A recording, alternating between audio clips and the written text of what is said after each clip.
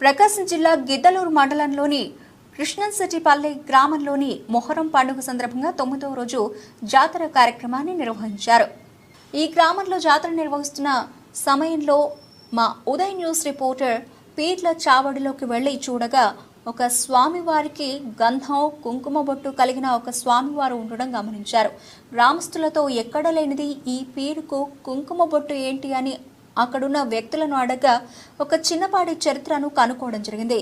కృష్ణశెట్టిపల్లి గ్రామంలో ఆ స్వామివారిని పెద్ద పీరయ్య అని పిలుస్తారు. ఆ స్వామి యంత్రం త్రిపురాంతకంలో ఉన్న బాల త్రిపుర సుందరి అమ్మవారిదని, ఆ అమ్మవారికి కుంకుమ ఎంత ముఖ్యమో ఇక్కడ కూడా ఈ పెద్ద పీరయ్యకు అంత ముఖ్యం. పూర్వం రోజుల్లో ఇలాంటిదే పెద్ద పీరయ్య ఉండేది. ఆ పీరును క్షుద్ర పూజలు చేసేవారు ఎలా దొంగలించారో అనే విషయం తెలుసుకుందాం. స్మాల్ స్టోరీగా మీ ముందుకు ఈరోజు మన ఉదయ్ న్యూస్ ఛానల్లో ప్రసారం చేస్తున్నాం. గ్రామస్తులు చెప్పిన ప్రకారం గ్రామంలో పూర్వం రన్ హుస్సేన్ అనే సైనికుడు భారత సైన్యంలో దేశం కోసం యుద్ధంలో తన ప్రాణాలు శత్రువుల చేతిలో వదిలాడు.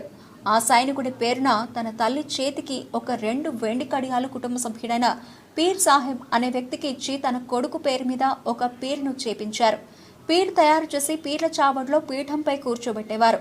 భానుమూర్తి అనే బ్రాహ్మణుడు త్రిపురాంతకంలో స్వయంగా వెలిసిన బాలత్రిపుర సుందరిని వశం చేసుకున్న బ్రాహ్మణుడు కాబట్టి తన దగ్గరికి తీసుకుని వెళ్ళాడు. ఈ స్వామికి ఉగ్రం పోయాలని పీర్ సాహెబ్ భానుమూర్తిని కోరారు. సరే అంటూ బాలత్రిపుర సుందరి అమ్మవారి యంత్రం రాసి ఆ పీర్కు ఉగ్రంగా పోశారు.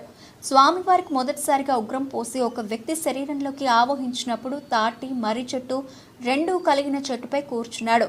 ఇంత శక్తి వద్దు అన్న భానుమూర్తి అనుకుని బాలత్రిపుర సుందరి అమ్మవారి సూచన మేరకు భూదేవికి స్వామివారికి బంధం ఏర్పరిచారు. అలాగే గ్రామంలో పీర్ల చావడి దగ్గరలో దర్గాను ఏర్పాటు చేసి ఆ దర్గాలో మరణించిన బాల బ్రాహ్మణుని పుర్రెతో ఒక యంత్రాన్ని ఏర్పాటు చేసి భూమిలో ప్రతిష్ఠించారు. అప్పటి నుంచి స్వామివారికి గంధం కుంకుమ బొట్టును పెట్టడం ఆనవాయితీగా జరుగుతోంది. అప్పటి నుండి గ్రామంలో మొహరం పండుగ వైభవంగా జరగడం మొదలైంది. ఎక్కడెక్కడి నుంచో భక్తులు ఈ స్వామి దగ్గరికి తరలి రావడం మొదలైంది. ఎక్కువగా కర్నూలు, కడప, ప్రకాశం, నెల్లూరు జిల్లాల నుండి అధిక సంఖ్యలో భక్తులు స్వామి దగ్గరికి వచ్చి తమ మొక్కులు తీర్చుకునేవారు. అవి నెరవేరిన వెంటనే స్వామివారికి వెండి రూపంలో కానుకలు అలంకరించేవారు. గ్రామం చుట్టుపక్కల ప్రాంతాల్లో గుప్త నిధులను కాపాడేవారు.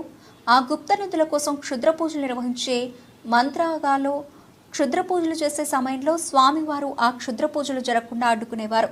వారికి ఇబ్బందులు పెట్టేవారు. గుప్త నిధుల కోసం పూజలు చేసేవారు. గ్రామం చుట్టుపక్కల్లో ఈ స్వామి ఉంటే మన పనులు జరగవని తెలుసుకుని ఆ స్వామివారు ఉండకూడదనే ఉద్దేశంతో మహాశక్తివంతమైన క్షుద్ర పూజలు చేసి స్వామివారికి కట్టుకట్టి తీసుకొని పోవాలని అనుకున్నారు. అనుకున్న ప్రకారం ఈ స్వామిని మొహరం పండుగ చిన్న సర్గేష్ రోజున పీర్ల చావడిలోకి వచ్చి పీఠంపై కూర్చున్న స్వామివారిని అదే రోజు అర్ధరాత్రి గుప్త నిధుల కోసం క్షుద్ర పూజలు చేసేవారు. స్వామివారిని కట్టుగట్టి దొంగిలించడం జరిగింది. గ్రామస్తులంతా స్వామివారి కోసం ఎక్కడెక్కడో వెతకడం మొదలుపెట్టారు.